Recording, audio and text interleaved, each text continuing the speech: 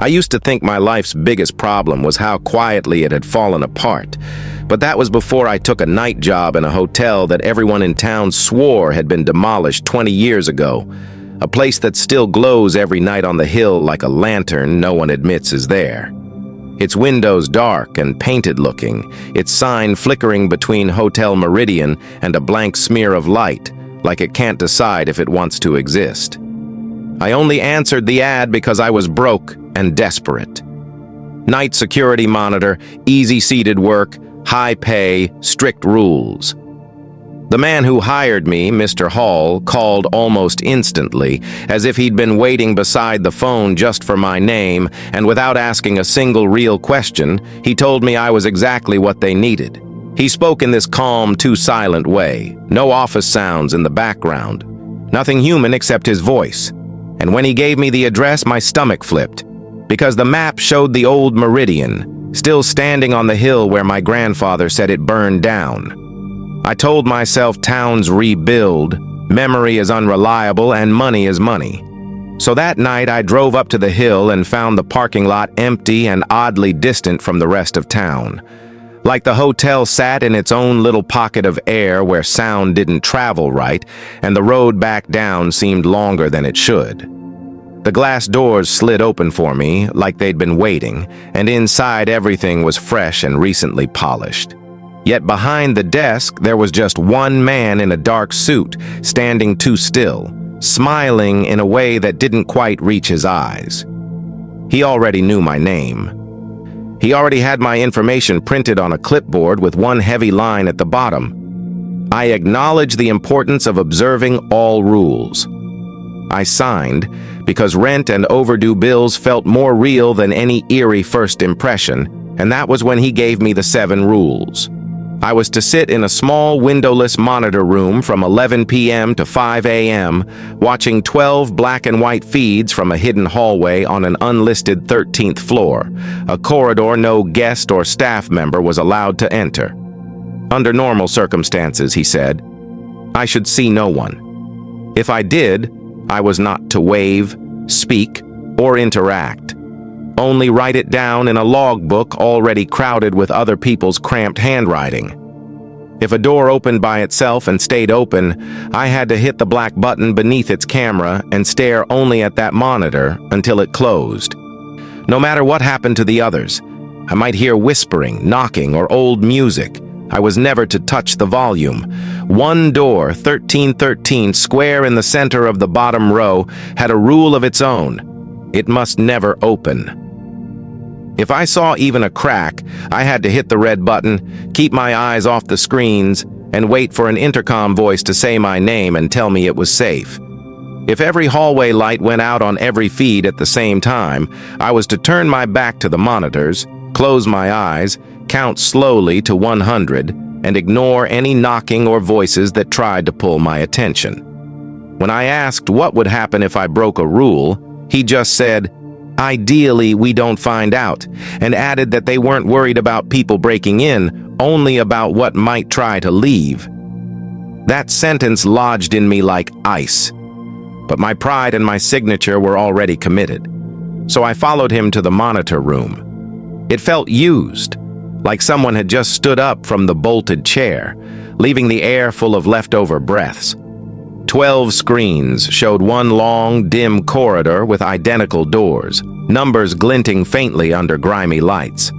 My eyes kept sliding back to 1313. The buttons beneath it were more worn, as if someone had pressed them a lot more than they wanted to. When Mr. Hall left and the door clicked shut, the hotel seemed to exhale around me. For the first hour, nothing happened. The hallway remained empty, the lights steady, the doors all closed. Boredom started to feel heavier than fear, making me think maybe this was just a weird but harmless place with over-the-top protocols. But when the timestamp finally rolled from 11:59 to midnight, all 12 screens shivered with static at the exact same instant, like the building's nerves firing, and a small dark stain appeared on the floor at the far left edge of the corridor, right where it curved out of view. It was just a shadow at first, but then it stretched slowly, like something was leaning forward around the corner, trying to see more of the hall. There was no body, no head, nothing casting it that I could see, just that shape breathing against the grainy tiles. I forced myself to write it down instead of adjusting the cameras. A few minutes later, a soft tapping started near door 1319. It wasn't coming from speakers. I had none. It was just there in the room, gentle and patient, as if someone was knocking on glass inches away from my ear, but on the other side of some invisible layer. I logged it, trying to pretend that writing it turned it into simple data, and the tapping continued at odd intervals, like whatever made it had all night to wait. Then the lights in the hallway dimmed by a fraction, and that corner shadow slid away, which somehow felt worse than seeing it. At 12:30, door 1320's handle turned very slowly, and the door drifted open into pure blackness. I hit the black button so hard my finger hurt and locked my gaze on that rectangle of darkness. Nothing reached out, nothing stepped through, but the black almost seemed to ripple, like the surface of very deep water you can't see the bottom of. I felt watched in a way that went beyond eyes, like something inside that room was measuring my fear. The adjacent cameras began to pick up tiny shifts in angle, like the floor on those feeds was inching closer, trying to pull my focus away, but I kept staring at the open door until, after what felt like several minutes, it slowly eased shut. The latch clicked so softly it should have been inaudible, but it sounded like it echoed inside my chest.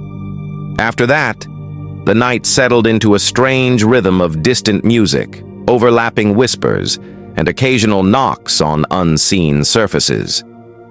Sometimes I thought I heard my own name threaded through the noise, but whenever I leaned in to listen, the syllables dissolved back into static. Through it all, 1313 stayed closed, until it didn't. Sometime after 1, a Do Not Disturb sign appeared on its handle between one blink and the next, swaying gently with no one near it.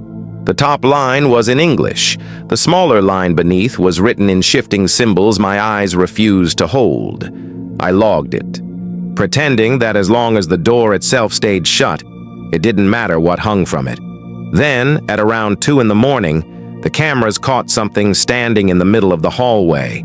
It had the right shape for a person, head, shoulders, arms, but the outline wavered like heat above asphalt. It faced away from the camera, hands relaxed at its sides, like it had been waiting for an elevator that would never arrive. I wrote, "Figure tall, indistinct," because no other word fit. After a few silent minutes, it lifted one arm and pointed straight at door 1313. Every bit of warmth left my body. The sign on 1313's handle gave a tiny spin in response, like the door was aware it had been singled out. Then the figure turned, or rather, it inverted, front and back swapping in a way that made no sense, and suddenly it was facing the camera. Its face was a blur of overlapping textures, like smeared fingerprints, yet I knew it was looking through the lens straight at me. The background whispers cut off like someone had flipped a switch. It took a step toward the camera, then another, each movement oddly delayed, and with every step the Do Not Disturb sign spun once and settled, as if tethered to it. As it drew closer, the smudged features seemed to flex, and for a heartbeat, I saw my own posture, my own tilt of the head in its shape, as if it was wearing me wrong. Then the feed erupted into static. When the picture cleared, the hallway was empty again and the sign hung perfectly still. But the sense of being studied didn't fade. My pen kept moving across the page, recording details I didn't want to remember, as if writing them down might keep them from following me. At 2:45, every screen went black at once, not dimmed, gone. Rule 7 slammed into me. Turn, close eyes, count. I spun the chair to the wall, shut my eyes so hard they hurt, and started counting out loud, my voice thin in the sudden vacuum. At 12, something knocked softly on the back of the monitors, right where my reflection would have been. At 15, another knock came from the room door, polite and steady, exactly like hotel staff checking on a guest. Soon the knocks were moving, circling, tapping from different directions as if tracing the borders of the space. Then the sound changed to a light dragging, like fingertips exploring the ridges of the wall and the curve of my chair. I gripped my knees and kept counting, even when I felt a cold presence bend close to my ear and whisper my name in a voice that was undeniably my own. Just slightly slowed, mimicking the exact cadence I'd used when testing the acoustics earlier. The urge to turn and answer almost overrode every instinct, but the rule was all I had, so I bit down on it and kept my eyes shut, forcing the numbers out through shaking breath. The room grew colder, the air heavy like open freezer air. The voice moved from my ear to the door, from the door back to my side, stretching my name as if trying different ways to say it. Only when I reached 100 did the noises stop and the faint hum of the equipment return. I waited a few extra seconds before opening my eyes and turning back. The hallway was there again, doors closed, lights steady, 1313 still bearing its little sign. But now, in every camera, at the very far end of the hall, there was a faint standing shape. Too small to see clearly, yet somehow present in every angle, even those that should not have been able to see that distance. The last hour dragged in a numb blur of minor disturbances. Soft knocks, shifting shadows, the do not disturb sign giving an occasional lazy twitch, like someone behind the door was toying with it. My body was exhausted, but my mind wouldn't let me relax. I kept glancing at the clock, counting down to 5 in my head, convincing myself that if I could just hold on until daylight, the rules would hold and I'd walk out of there. At 4:42, 18 minutes from relief, the sign on 1313 suddenly went still. Then it slowly rotated until the blank side faced the camera, the printed warning hidden. The blankness didn't look like ordinary paper. It seemed to swallow light. The handle turned with deliberate care, and the door eased open just enough for a sliver of pure darkness to show. I didn't hesitate. I hit the red button and dropped my gaze to the desk, fixing on a scratch in the surface like my life depended on that tiny mark. A low, steady tone filled the room, the building's quiet alarm. My entire body wanted to look, just once, just to see how wide the door had opened. But I clung to the rule like a rope. Then a voice came through the intercom, my voice, saying my name and telling me it was safe. I could look now. I'd done well. Every part of it was familiar, the rhythm, the little rise at the end.